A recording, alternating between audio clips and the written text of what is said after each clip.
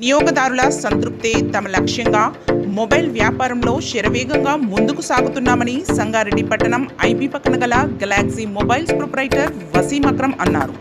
తమ వద్దకు వస్తున్న వినియోగదారులకు అన్ని బ్రాండ్స్కు సంబంధించిన సరికొత్త మోడల్స్తో పాటు నాణ్యమైన సెకండ్ హ్యాండ్స్ మొబైల్స్ మరియు గొప్ప ఎక్స్చేంజ్ ఆఫర్ ఇస్తామని తెలిపారు.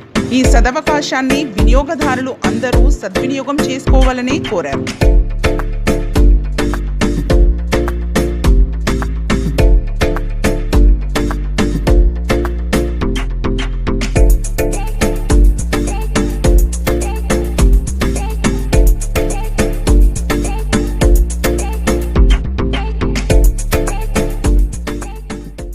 Thanks for watching NV News.